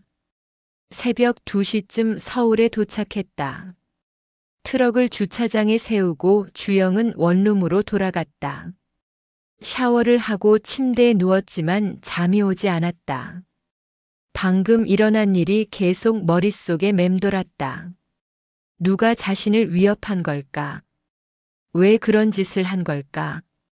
다음 날 아침 주영은 어머니를 만났다. 어머니는 주영의 얼굴을 보자마자 걱정스럽게 물었다. 정말 괜찮냐고, 다친 데는 없냐고. 주영은 괜찮다고 대답했다. 몸은 멀쩡하지만 마음이 불안하다고 했다. 어머니는 한숨을 쉬었다. 그리고 천천히 설명하기 시작했다. 가락동 시장에는 보이지 않는 질서가 있다고. 오래전부터 자리 잡은 큰 상인들이 있고 그들이 시장을 장악하고 있다고. 새로운 사람이 나타나 장사를 잘하면 처음에는 지켜본다고. 하지만 계속 성공하면 위협으로 느낀다고. 특히 자신들의 이익을 침해한다고 생각하면 가만두지 않는다고. 주영은 물었다. 자신들이 누구의 이익을 침해했냐고. 어머니는 설명했다. 배추 도매상 중에 가장 큰 곳이 있다고. 그들은 시장 물량의 절반 이상을 장악하고 있다고. 그런데 최근 주영 모자가 좋은 배추만 골라 팔면서 평판이 좋아지자 상인들이 점점 주영 모자에게로 몰린다고. 큰 도매상 입장에서는 재미없는 일이다고. 그들은 물량으로 승부하는 사람들이다고. 품질보다는 양으로 밀어붙인다고. 하지만 주영 모자는 품질로 승부한다고. 적은 물량이지만 확실한 품질로 신뢰를 얻는다고. 그것이 큰 도매상에게는 위협이다고. 주영은 이해가 되지 않았다. 시장이 큰데 자신들 같은 작은 장사꾼을 왜 신경 쓰냐고. 어차피 물량도 적고 영향력도 미미한데. 어머니는 고개를 저었다. 지금은 작지만 계속 성장하면 커진다고. 큰 도매상들은 그것을 미리 막으려는 것이라고. 씨앗일 때 밟아버리는 거라고. 주영은 화가 났다. 정직하게 장사하는데 왜 방해하냐고. 누구에게도 피해를 주지 않는다고. 그저 좋은 물건을 파는 것뿐이라고. 어머니는 주영의 손을 잡았다. 그리고 조용히 말했다. 세상이 원래 그렇다고. 정직하다고 해서 안전한 게 아니라고. 오히려 정직하게 잘하면 더 위험하다고. 주영은 어떻게 해야 하냐고 물었다. 어머니는 잠시 생각했다. 그리고 2가지 선택지를 제시했다. 하나는 포기하는 것이다. 장사를 줄이고 눈에 띄지 않게 조용히 하는 것이다. 큰 도매상들이 신경 쓰지 않을 정도로 작게 하는 것이다. 다른 하나는 맞서는 것이다. 더 열심히 하고 더 잘해서 이기는 것이다. 물론 위험하다. 더 큰 위협이 올 수도 있다. 주영은 고민했다. 포기하고 싶지 않았다. 이제 막 자리를 잡았는데 물러서고 싶지 않았다. 하지만 위험하다는 것도 알았다. 어젯밤 일이 그냥 경고였다면 다음에는 더 심한 일이 일어날 수도 있었다. 어머니는 주영의 표정을 보며 이미 알았다. 주영은 물러서지 않을 사람이다. 보육원에서 자라며 수없이 부딪히고 싸워온 사람이다. 쉽게 포기하지 않는다. 어머니도 마찬가지였다. 25년 동안 아들을 찾아 헤맨 사람이다. 수없이 절망하고 좌절했지만 포기하지 않았다. 그런 어머니의 아들이다. 둘은 서로를 바라보며 고개를 끄덕였다. 맞서기로 했다. 하지만 맞서는 것이 쉽지 않았다. 며칠 뒤 주영이 가락동 시장에서 배추를 팔고 있을 때였다. 갑자기 단속반이 나타났다. 위생 검사를 한다며 트럭을 조사하기 시작했다. 주영은 당황했다. 트럭은 깨끗했고 배추도 문제 없었다. 하지만 단속반은 시비를 걸었다. 트럭 바닥에 물이 고여 있다며 위생 기준에 맞지 않는다고 했다. 주영은 항변했다. 차를 씻은 물이 조금 남은 것뿐이라고, 다른 트럭들도 다 그렇다고. 하지만 단속반은 들으려 하지 않았다. 과태료를 물려야 한다고 했다. 그때 어머니가 나섰다. 어머니는 단속반 직원에게 다가가 조용히 이야기를 나눴다. 무슨 대화를 했는지 주영은 알 수 없었다. 하지만 곧 단속반은 물러갔다. 과태료는 없었던 일이 되었다. 주영은 어머니에게 물었다. 어떻게 한 거냐고. 어머니는 쓸쓸하게 웃었다. 그리고 말했다. 저들도 누군가의 지시를 받고 온 것이라고. 큰 도매상이 뒤에서 조종한 것이라고. 자신은 25년 동안 시장에 있었으니 그런 구조를 안다고. 그래서 단속반 직원에게 말했다고. 우리는 작은 사람들이고 힘없는 모자라고. 부디 봐달라고.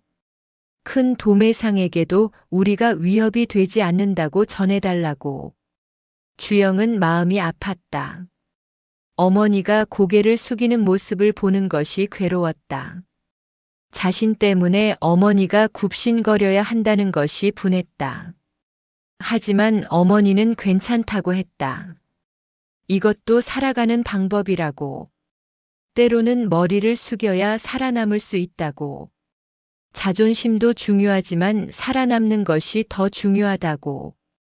주영은 아무 말도 할 수 없었다. 그날 이후로 몇 가지 일이 더 일어났다. 트럭의 타이어가 펑크 났다. 누가 일부러 못을 박아놓은 것이었다. 창고에 보관한 배추 일부가 상했다. 냉장 시스템이 고장난 것이었다. 수리를 요청했지만 기술자가 며칠 동안 오지 않았다. 작은 방해들이 계속되었다. 큰 피해는 아니었지만 신경 쓰이고 짜증났다. 주영은 점점 지쳐갔다. 장사에 집중하고 싶은데 자꾸 이런 일들로 방해를 받으니 힘들었다. 어머니도 지쳐 보였다. 밤에 잠을 제대로 자지 못하는 것 같았다. 걱정이 많았다. 주영이 다칠까봐, 더 큰 일이 생길까봐 불안했다. 어느 날 저녁 두 사람은 마주 앉아 이야기를 나눴다. 이대로는 안 되겠다고. 계속 방어만 하면 결국 지친다고. 뭔가 다른 방법을 찾아야 한다고. 어머니가 조심스럽게 말했다.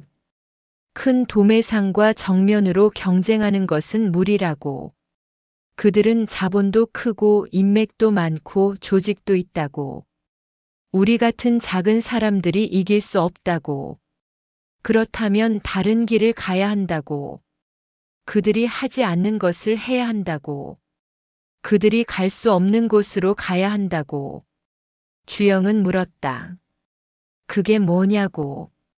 어머니는 천천히 설명하기 시작했다. 어머니의 제안은 간단하면서도 대담했다. 직접 재배하는 것이었다. 농가에서 사오는 것이 아니라 자신들이 직접 배추를 키우는 것이었다. 그렇게 하면 품질을 완전히 통제할 수 있고 가격도 절감할 수 있고 무엇보다 큰 도매상들과 다른 경로를 만들 수 있다는 것이었다. 주영은 망설였다. 농사는 전문 지식이 필요하고 자본도 많이 들고 실패할 위험도 크다고 했다. 자신들은 장사꾼이지 농부가 아니라고 했다. 어머니는 인정했다. 위험하다고. 하지만 기회이기도 하다고. 25년 동안 시장을 지켜본 결과 올해는 가을 배추 가격이 오를 것이라고 예측했다. 여름 날씨가 이상하고 장마가 길어질 것 같다고. 그렇게 되면 작황이 나빠지고 배추값이 폭등한다고. 만약 지금부터 준비해서 가을에 배추를 수확한다면 큰 돈을 벌 수 있다고. 주영은 고민했다. 어머니의 예측을 믿었다. 2달 전 봄배추 때도 어머니의 예측이 맞아떨어졌다. 어머니는 시장의 흐름을 읽는 능력이 있었다. 하지만 농사는 달랐다. 한 번도 해본 적이 없었다. 어머니는 주영의 불안을 알았다. 그래서 제안했다. 작게 시작하자고. 대관령의 작은 밭을 빌려서 시험 삼아 해보자고. 실패해도 크게 손해보지 않을 정도로만 하자고. 주영은 고개를 끄덕였다. 그렇게 그들은 새로운 도전을 시작하기로 했다. 하지만 두 사람 모두 알고 있었다. 이것이 위기를 벗어나는 길일 수도 있지만 더 큰 위기로 빠지는 길일 수도 있다는 것을. 주영과 어머니의 성공이 알려지면서 가락동 시장의 분위기가 미묘하게 변하기 시작했다. 처음에는 25년 만에 재회한 모자의 이야기에 감동했던 상인들도 그들이 계속해서 좋은 물건을 싼 값에 사들여 비싸게 파는 모습을 보며 시선이 달라졌다. 특히 오래된 채소 도매상들은 노골적으로 불편한 심기를 드러냈다. 저 여자 어떻게 매번 좋은 물건만 골라오는 거야? 뭔가 수상하다니까. 아들이랑 짜고 농부들한테 뒷돈이라도 주는 거 아냐? 주영의 어머니는 그런 소문들을 들어도 개의치 않았다. 25년 동안 이 시장에서 온갖 비바람을 다 견뎌낸 사람이었다. 하지만 주영은 달랐다. 보육원에서 자라며 늘 눈치를 보고 살아야 했던 그에게 사람들의 곱지 않은 시선은 여전히 날카로운 칼날처럼 느껴졌다. 어느 날 대관령에서 돌아오는 길에 주영의 트럭이 고장을 일으켰다. 엔진에서 연기가 피어오르며 차는 고속도로 갓길에 멈춰섰다. 차에는 이번 시즌 마지막으로 매입한 배추 5톤이 가득 실려 있었다. 겨울 한파가 몰려오기 직전의 배추로 시장에서는 최고가로 팔릴 물건이었다. 주영은 서둘러 견인차를 불렀지만 휴일이라 정비소들이 모두 문을 닫았다는 답변만 돌아왔다. 밤 기온이 영하로 떨어지면 배추가 얼어버릴 수 있었다. 주영은 손이 떨렸다. 이 배추를 사는데 지금까지 번 돈을 거의 다 투자했기 때문이었다. 어머니에게 전화를 걸었다. 어머니는 담담한 목소리로 말했다. 진정해라, 주영아. 내가 지금 간다. 어머니는 가락동 시장에 아는 상인들에게 전화를 돌렸다. 냉동 탑차를 빌릴 수 있는지, 배추를 옮겨 실을 사람들을 구할 수 있는지 알아봤다. 하지만 돌아오는 대답은 모두 차갑고 짧았다. 오늘은 좀 어렵네요. 우리도 바빠서 말이야. 글쎄, 사람 구하기가 쉽지 않은데. 시장 사람들은 은근히 주영 모자의 실패를 기다리고 있었던 것이다. 너무 빨리, 너무 쉽게 성공하는 것처럼 보였던 그들이 한 번쯤은 넘어져야 한다고 생각했다. 어머니는 전화를 끊으며 입술을 깨물었다. 25년 동안 한 번도 이 시장을 떠나지 않고 한겨울에도 손수레를 끌며 밥을 팔았던 자신을 이제는 이렇게 대하는 것이다. 가슴 한편이 무너지는 것 같았지만 그래도 아들을 위해서는 포기할 수 없었다. 그녀는 낡은 경차를 몰고 직접 고속도로로 향했다. 차 안에는 두꺼운 이불과 방수포를 잔뜩 실었다.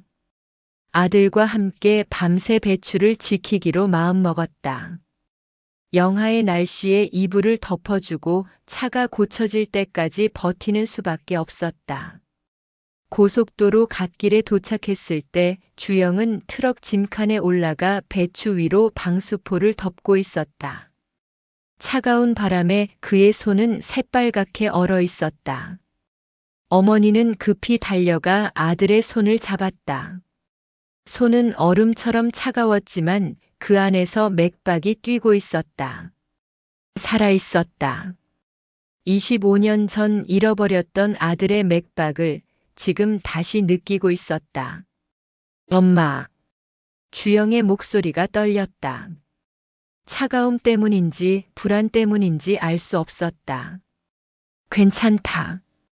우리 같이 있으면 돼. 어머니는 아들을 안았다.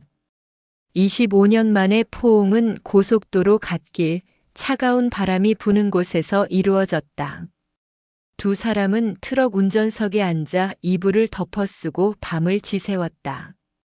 1시간에 한 번씩 번갈아 나가서 배추 상태를 확인했다. 밤이 깊어갈수록 기온은 더 떨어졌다. 주영은 운전석에서 졸고 있는 어머니를 바라보았다. 주름진 얼굴, 거칠어진 손, 하지만 여전히 곧은 어깨. 이 사람이 25년 동안 자신을 찾아 헤맸다는 사실이 새삼 가슴에 와닿았다. 주영은 5살 때의 기억을 더듬었다. 가락동 시장의 소음, 채소 냄새, 그리고 손을 잡고 있던 따뜻한 느낌. 순간의 실수로 그 손을 놓쳤고 그 이후로는 아무도 자신의 손을 그렇게 따뜻하게 잡아주지 않았다. 보육원에서 거리에서 온갖 힘든 일을 하며 살아오는 동안 주영은 늘 그 따뜻함을 그리워했다. 새벽 4시 주영은 다시 짐칸을 확인하러 나갔다. 헤드랜턴을 켜고 배추를 하나하나 만져보았다. 겉잎이 살짝 얼기 시작했다. 더 이상은 버티기 힘들 것 같았다. 절망감이 밀려왔다. 이대로 모든 것을 잃는 것일까? 겨우 찾은 어머니와 함께 또다시 바닥으로 떨어지는 것일까? 그때였다. 멀리서 차 불빛이 보였다. 한 대가 아니었다. 3대, 4대, 5대. 탑차들이 줄지어 갓길로 들어서고 있었다. 주영은 눈을 의심했다. 차들이 멈추고 사람들이 내렸다. 가락동 시장의 상인들이었다. 주영의 어머니가 전화했던, 그리고 차갑게 거절했던 바로 그 사람들이었다. 맨 앞에 선 중년 남자가 주영에게 다가왔다. 그는 가락동 시장에서 가장 오래된 배추 도매상을 운영하는 사람이었다. 주영 모자의 성공을 가장 못마땅하게 여기던 사람이기도 했다. 미안하다. 낮에는 자존심이 좀 상해서 그랬다. 남자는 어색하게 고개를 숙였다. 주영이 내 엄마가 25년 동안 여기서 뭘 했는지 우리가 다 안다. 그 사람이 얼마나 힘들게 살았는지도 안다. 그런 사람이 부탁하는 걸 거절한 게 내가 사람이 못됐다. 다른 상인들도 하나둘 다가왔다. 그들은 말없이 배추를 옮기기 시작했다. 냉동 탑차에 배추를 실으며 몇몇은 주영의 어깨를 두드렸다. 운전석에서 잠들어 있던 어머니가 깨어났다. 차 밖의 불빛과 사람들을 보고 천천히 내렸다. 그녀의 눈에는 눈물이 고여 있었다. 고맙습니다. 정말 고맙습니다. 어머니는 깊이 허리를 숙였다. 상인들은 손사래를 치며 빨리 배추를 옮기자고 말했다. 새벽의 추운 공기 속에서 사람들의 손길이 분주하게 움직였다. 배추를 모두 옮기는 데는 1시간도 걸리지 않았다. 탑차들이 출발하기 전 그 중년 남자가 주영에게 말했다. 우리도 예전에는 다 너처럼 고생했다. 내 엄마처럼 힘들게 시작했고, 그걸 잊고 살았나 보다. 미안하다. 차들은 하나둘 출발했다. 고속도로에 다시 고요함이 찾아왔다. 주영과 어머니는 텅 비어버린 트럭 옆에 서 있었다. 동쪽 하늘이 밝아오기 시작했다. 주영은 어머니를 바라보았다. 새벽빛 속에서 어머니의 얼굴은 피곤해 보였지만 어딘가 평온했다. 25년 동안 이 사람은 이렇게 살아왔다. 넘어지고 일어서고 추운 날에도 더운 날에도 묵묵히 손수레를 끌며 언젠가 아들이 돌아올 것을 믿으며. 엄마. 주영이 불렀다. 어머니가 고개를 돌렸다. 나. 엄마 아들이어서 다행이야. 어머니는 아들을 다시 끌어안았다. 이번에는 더 세게, 더 오래. 고속도로를 지나가는 차들의 불빛이 두 사람을 비추었다 사라졌다. 그날 아침 배추는 가락동 시장에 무사히 도착했다. 상인들이 나서서 좋은 가격에 받아주었다. 예상했던 것보다 더 좋은 가격이었다. 주영과 어머니는 그 돈으로 새 트럭을 계약했다. 더 크고 튼튼한 냉동 탑차였다. 그날 저녁 주영의 어머니는 오랜만에 손수레를 끌고 시장에 나왔다. 하지만 이번에는 밥을 팔기 위해서가 아니었다. 새벽에 도와주었던 상인들에게 밥을 대접하기 위해서였다. 손수레 위에는 따뜻한 김밥과 어묵, 군고구마가 가득했다. 여기 오래 계셨으니까 잘 아시잖아요. 우리 시장이 뭐로 먹고 사는지. 한 상인이 김밥을 받아들며 말했다. 물건도 물건이지만 결국은 사람이잖아요. 사람. 어머니는 고개를 끄덕였다. 그렇다. 25년 동안 이곳에서 배운 가장 큰 교훈이었다. 좋은 배추를 고르는 눈도 중요하지만 결국 사람을 보는 눈이 더 중요했다. 누가 진심인지, 누가 어려울 때 손을 내밀어 줄 사람인지. 주영은 어머니 옆에 서서 그 모습을 지켜보았다. 가락동 시장의 불빛이 환하게 켜지고 사람들의 웃음소리가 들렸다.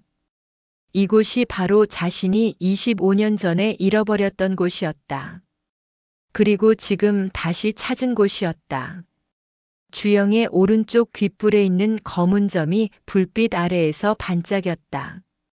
그 점은 25년 동안 어머니가 찾아 헤맨 표시였고 이제는 두 사람을 이어주는 증표가 되었다. 겨울이 깊어갈수록 주영과 어머니의 사업은 더 단단해졌다.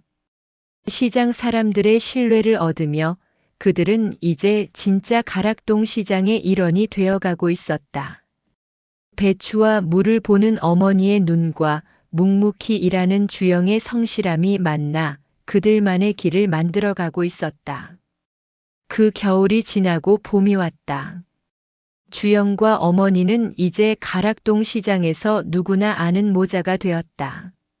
새벽 경매장에서 어머니가 배추와 물을 살펴보는 모습은 하나의 풍경이 되었고 주영이 트럭을 몰고 들어서면 상인들이 먼저 반갑게 손을 흔들었다. 어머니는 더 이상 손수레를 끌지 않았다. 아니, 정확히는 밥장사를 위해 끌지 않았다. 대신 그 손수레는 작은 창고 한편에 고이 모셔져 있었다. 25년의 세월이 배어있는 낡은 손수레는 어머니에게는 훈장과도 같은 것이었다. 봄이 무르익을 무렵 주영은 어머니에게 제안을 했다. 대관령의 작은 농지를 빌려 직접 배추를 재배해 보는 것이었다. 겨울 동안 모은 돈이면 충분히 가능했다. 어머니는 오래 생각하지 않았다. 남편이 살아있을 때부터 꿈꾸던 일이었다. 두 사람은 대관령으로 향했다. 5월의 대관령은 서울과는 전혀 다른 세상이었다. 끝없이 펼쳐진 고원, 시원한 바람, 푸른 하늘. 주영은 생전 처음 보는 풍경에 넋을 잃었다. 보육원에서, 좁은 고시원에서, 복잡한 도시에서만 살아온 그에게 이 넓은 땅은 꿈처럼 느껴졌다. 어머니는 여러 농지를 돌아보며 땅의 상태를 살폈다. 흙을 만져보고 경사를 확인하고 물기를 살폈다. 25년 동안 가락동 시장에서 채소만 보며 살았지만 그녀의 눈은 좋은 땅도 알아볼 수 있었다. 남편이 살아있을 때 들었던 이야기들이 하나하나 떠올랐다. 마침내 적당한 농지를 찾았다. 3,000평 규모의 완만한 경사지였다. 주영은 그 넓이에 다시 한번 놀랐다. 지금까지 5톤 트럭에 씨를 배추를 사는 것이 전부였는데 이제는 직접 키운다니. 계약을 마치고 돌아오는 길 어머니는 창밖을 바라보며 중얼거렸다. 남편이 살아있었다면 얼마나 좋아했을까? 아들과 함께 이 일을 할 수 있었다면 얼마나 행복했을까? 가슴 한편이 시렸지만 동시에 따뜻했다. 남편이 남긴 기술로 아들과 함께 꿈을 이루어가고 있었으니까. 6월부터 본격적인 농사가 시작되었다. 어머니와 주영은 일주일의 절반은 대관령에서 절반은 가락동 시장에서 보냈다. 모종을 심고 물을 주고 잡초를 뽑고 벌레를 잡았다. 도시에서만 살던 주영에게는 모든 것이 낯설고 힘들었다. 허리는 끊어질 것 같았고 손에는 물집이 잡혔다. 하지만 이상하게도 행복했다. 보육원에서 자랄 때도 거리를 떠돌 때도 온갖 일을 전전할 때도 느껴보지 못한 감정이었다. 땅을 만지고 싹이 자라는 것을 보고 어머니와 함께 땀을 흘리는 일상. 그것은 주영이 평생 갈망했던 무언가였다. 어머니는 배추 하나하나를 자식처럼 살폈다. 아침이면 밭을 돌며 배추의 상태를 확인했다. 잎이 시들거나 벌레가 먹은 것이 있으면 바로 조치를 취했다. 그녀의 손길이 닿은 배추들은 하루가 다르게 자라났다. 여름이 한창일 때 이웃 농부가 찾아왔다. 60대 후반의 노인으로 이 지역에서 30년 넘게 배추 농사를 지었다는 사람이었다. 그는 주영 모자의 밭을 보며 고개를 끄덕였다. 노인은 어머니가 배추를 다루는 솜씨를 보더니 감탄했다. 초보라고 하기엔 너무나 노련한 손길이었다. 어머니는 남편에게 배운 이야기를 들려주었다. 노인은 알겠다는 듯 웃었다. 가락동 시장에서 채소를 25년 동안 봐온 사람이라면 그 정도 실력은 당연하다고 했다. 노인은 이것저것 조언을 해주고 갔다. 물 주는 시간, 거름 주는 방법, 병충해 예방법. 어머니는 그 모든 것을 귀담아 들었다. 주영은 그런 어머니의 모습이 낯설었다. 가락동 시장에서는 누구보다 당당하고 자신감 있던 어머니가 여기서는 겸손하게 배우는 자세를 보였다. 밤이 되면 두 사람은 농지 근처의 작은 컨테이너에서 잠을 잤다. 여름밤의 별이 쏟아질 듯 빛났다. 주영은 컨테이너 밖에 나와 밤하늘을 올려다보았다. 도시에서는 결코 볼 수 없는 풍경이었다. 어머니도 나와 옆에 섰다. 두 사람은 말없이 하늘을 바라보았다. 25년 전 주영을 잃어버린 그날도 이런 별이 떠 있었을까? 어머니는 매일 밤 하늘을 보며 아들이 어디선가 같은 하늘을 보고 있기를 바랐다. 그리고 지금 그 아들이 바로 옆에 서 있었다. 주영은 어머니의 손을 잡았다. 거칠고 주름진 손이었지만 따뜻했다. 5살 때 놓쳤던 그 손을 지금 다시 잡고 있었다. 이번에는 절대 놓지 않을 것이다. 8월 말 배추들이 제법 자라났다. 어머니는 하나하나 살피며 만족스러운 표정을 지었다. 남편이 가르쳐준 대로 외관만 봐도 속이 어떤지 알 수 있었다. 이 배추들은 모두 최상품이 될 것이었다. 9월이 되자 수확이 시작되었다. 어머니와 주영은 일손을 구해 밭에 배추를 뽑았다. 3,000평의 배추는 생각보다 훨씬 많았다. 주영의 트럭으로는 몇 번을 왕복해도 모자랐다. 결국 대형 트럭을 빌려 가락동 시장으로 실어 날랐다. 시장에서의 반응은 폭발적이었다. 어머니가 직접 키운 배추라는 소문이 퍼지자 상인들이 앞다투어 주문을 넣었다. 가격도 좋았다. 그 해는 이상기후로 다른 지역의 배추 작황이 좋지 않았던 것이다. 어머니의 예측이 정확히 맞아떨어진 것이었다. 배추를 다 팔고 난 후 주영은 통장을 확인하며 믿을 수 없다는 표정을 지었다. 한 해 농사로 지금까지 10년 동안 번 돈보다 많은 액수가 들어와 있었다. 어머니는 담담하게 웃었다. 남편이 살아생전 늘 하던 말이 있었다. 좋은 물건을 제때 팔면 돈은 저절로 따라온다고. 그해 겨울 주영은 어머니와 함께 작은 사무실을 얻었다. 가락동 시장 근처의 허름한 건물 2층이었지만 두 사람에게는 궁전처럼 느껴졌다. 간판을 달았다. 주영농산. 평범하지만 의미 있는 이름이었다. 사무실에는 오래된 액자 하나가 걸렸다. 주영이 5살 때 찍은 가족 사진이었다. 아버지, 어머니, 그리고 오른쪽 귓불에 점이 있는 어린 주영. 세 사람이 가락동 시장 앞에서 웃고 있는 사진이었다. 어머니는 25년 동안 이 사진을 품에 지니고 다녔다. 이듬해 봄 주영은 대형 운전면허를 땄고 더 큰 트럭을 샀다. 대관령의 농지도 2배로 늘렸다. 어머니의 조언을 받아 무도 함께 재배하기로 했다. 아버지가 가장 자신 있어 하던 작물이 무였다고 했다.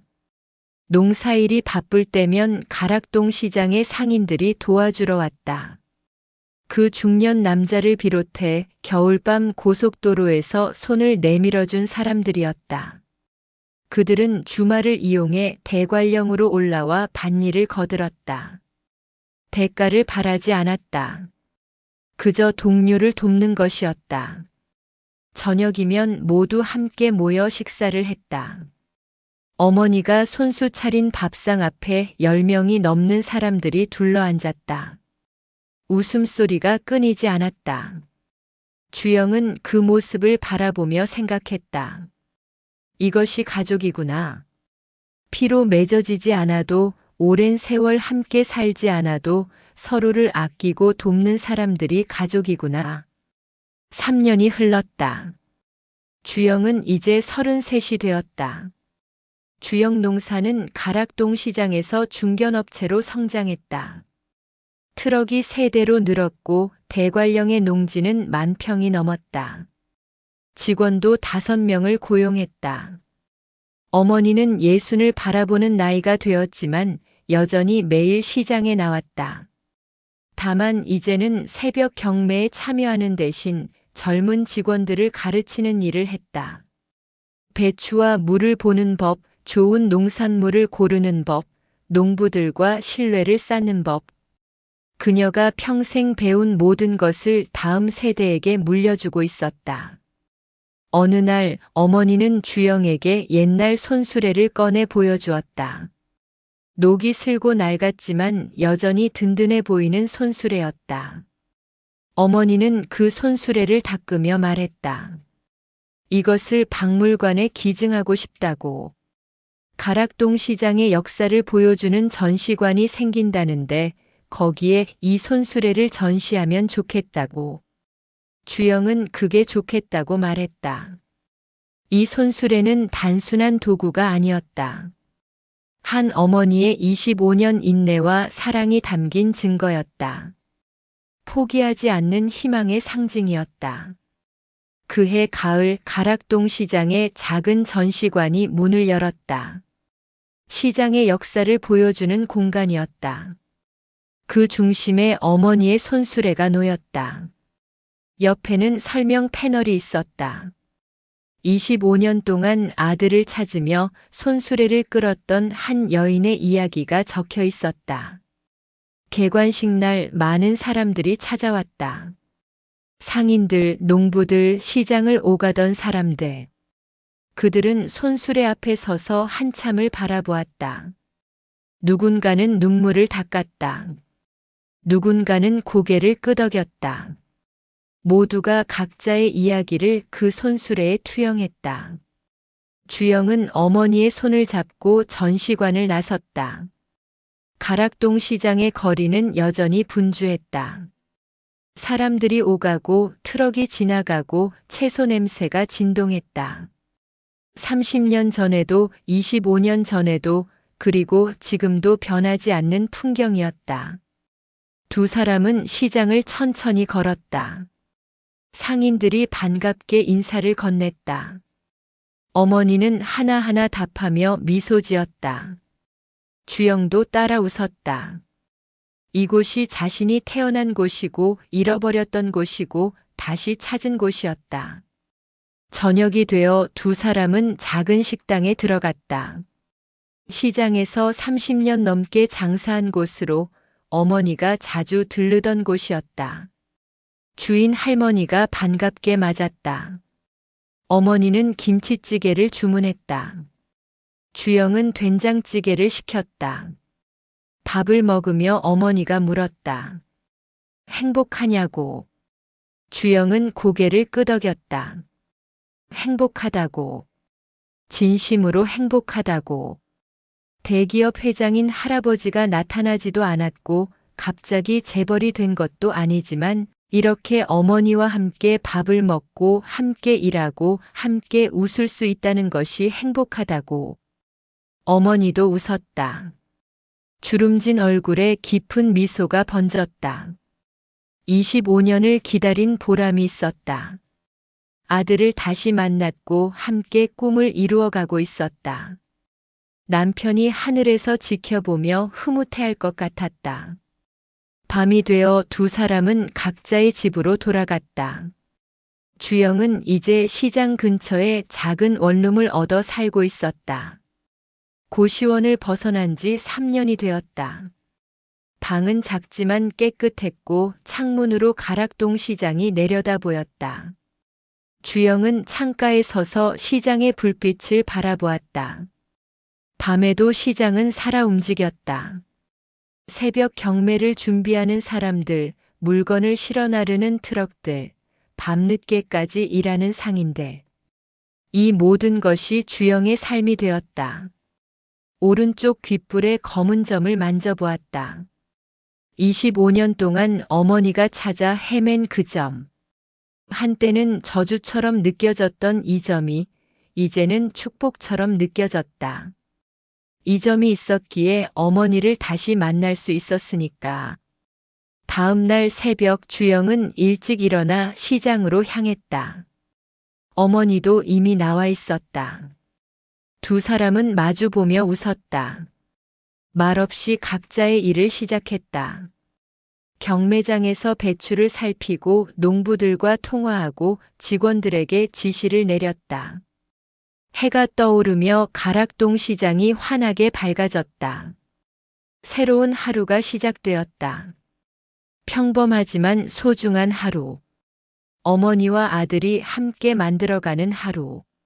주영농산의 트럭이 시장을 빠져나갔다. 대관령으로 향하는 길.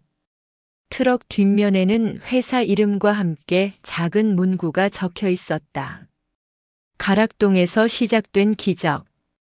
평범한 사람들의 땀과 인내로 만들어진 기적. 화려하지 않지만 진실한 기적. 그렇게 주영과 어머니의 이야기는 계속되었다. 극적인 반전도 엄청난 부도 없었지만 그들에게는 그것으로 충분했다.